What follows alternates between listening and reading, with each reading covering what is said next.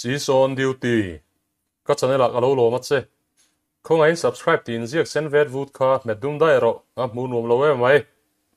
tuần trung mà chân Korean action comedy film cùng sáng hele pangan ti chu season duty chu recap karon tum don ani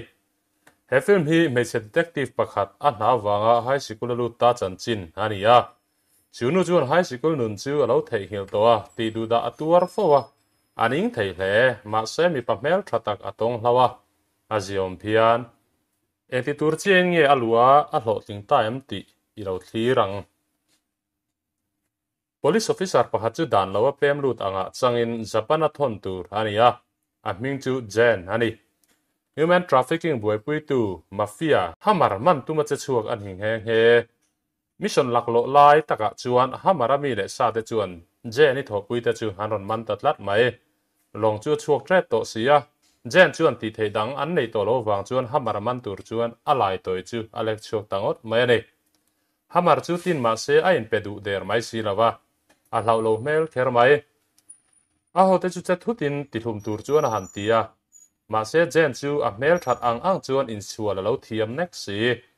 an tu mangot chuan an che thei der lo vanui thak takin Jen chu hamarami te chuan silai tinin che thei lo a si mania ma se mak tak main chu hamar lam tang te jing ami chu police officer cho le a ho te han lo ne reng mai hamar chu manani ta a te cho chu an man ma lu tu ka wang chuan alom lo hle mai hamar chuan an boss ber a mu huna man tum man ni sia an boss chu police zone lai mek ve tho hani Jen chuan engma ti sula nei lo thu soin engma an thil chian ve lo wang chuan alo lom lo hle ve hle boka police te chuan Korean number 2 mafia cha man chu han lo tum ve mek boka a chunga chuan a boss thui bei chu om boka a ma chuan thok ho thin ma se cha chuan police ku ta in pe karil ru ka wangin an thok ho thei don to lowa police ten a throi lai chuan a kar chu ba ya gang te chuan ron bei thutin cha chuan a sahim nan atlan cheta ni police te chuan a in puan na chu bei man nan an duwa wang le man ngei tum chuan an ve renga police te chuan cha man le ngei tum chuan a fanu hai chu man tangkai an tumani ti chuan chumi hna thok tur chuan Jen chu an ruat ta ani atira chuan Jen chuan an hial viu na a sikul kal chu a pei lo ani ma se ma lo handa mai turanom si lova police a thopui ve tho a pate na soipui hnu chuan rem mati ve ta ani a pate hming chu park ni in sikula chuan a hain mel khiat tir hloma chu ero zong a har salem lo class a chuan fiam le chai nom na tok tana atira chuan a tuar thei mai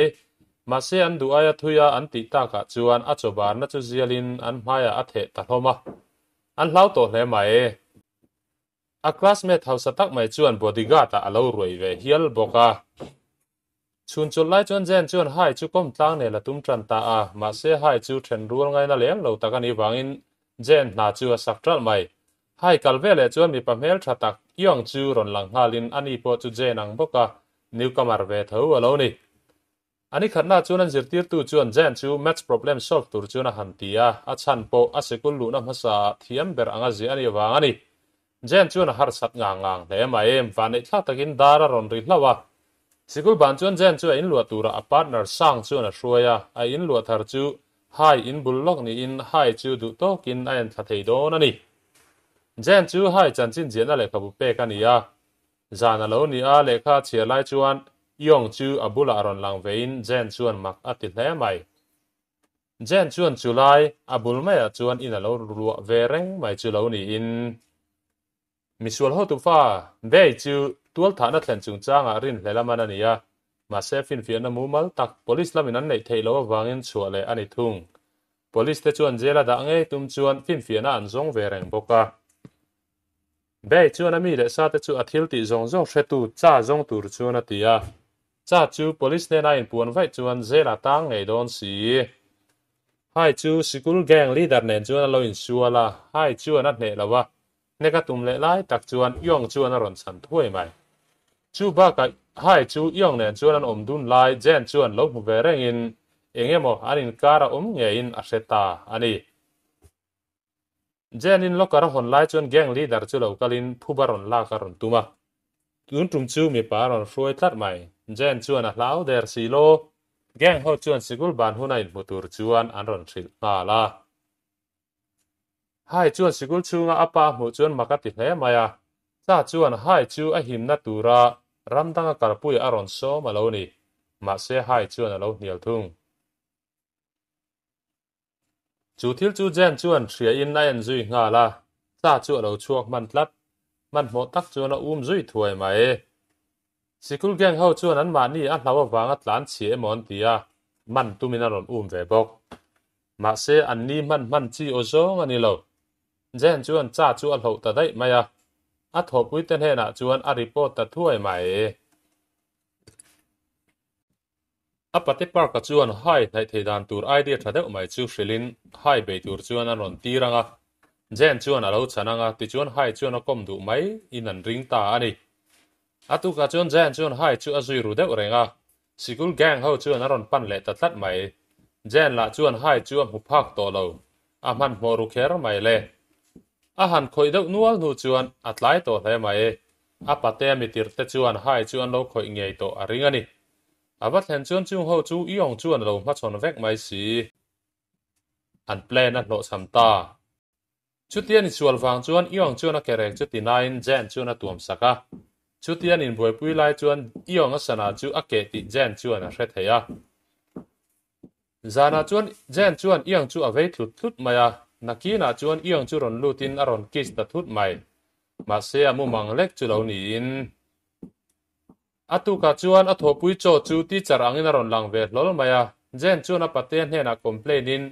a pate chuan chu a ai sang lama tanga an ron ti ani thuin a lo chang thung zana chuan jen chu a pate chuan poisa a pe a chulai chu a classmate pakhat chuan lo mu in no chi zuar anga a ro ngai chu ni in atu ka chuan chu thu chu sikula chuan dar ngal chu a in sikul ami te zong chuan jen chu mi hur muin a ron muta vek mai le abula po tu ma anom du der talo mai hai chu lo kalin poya ti thu le ama ang bokamala aron hu chuan aron nem ve a jen chu thiana tan ron somin jen chu an lom takin a lo koma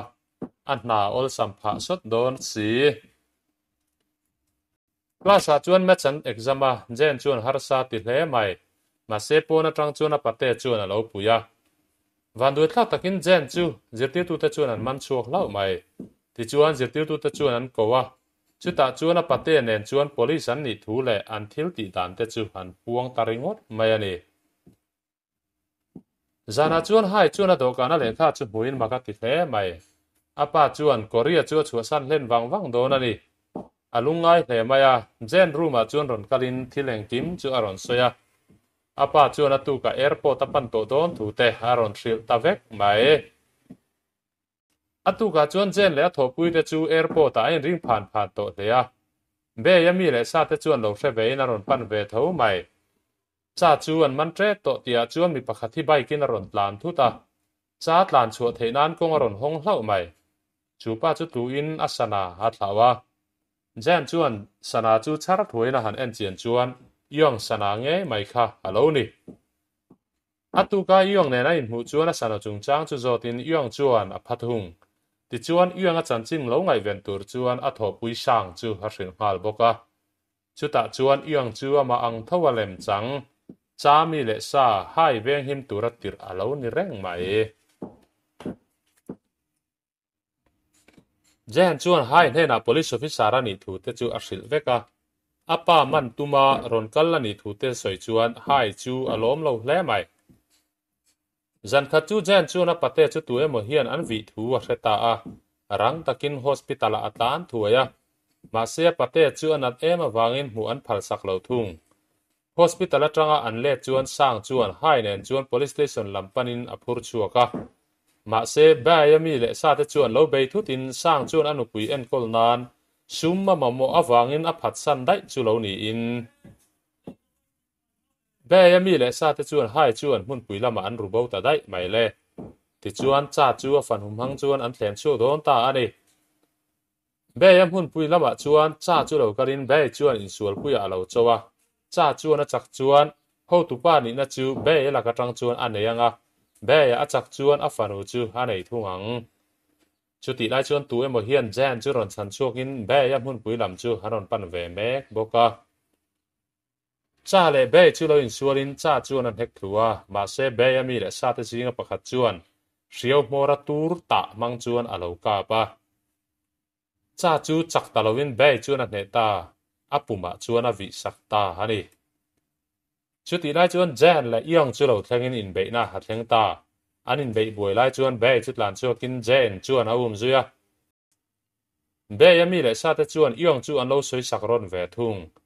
jan chuan be kara zuang ka in be ya kar chu accident in cho chu haron lang ve le ta hlol mai jan chu alai toy chuan tinin cho chuan alo phat san ve reng mai chu lo ni in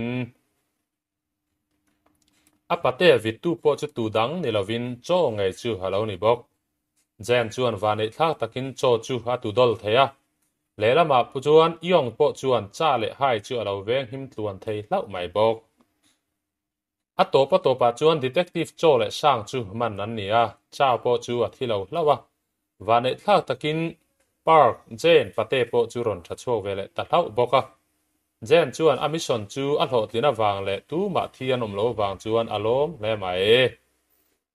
top le ta tlat mai ilo en ve wangin kalom em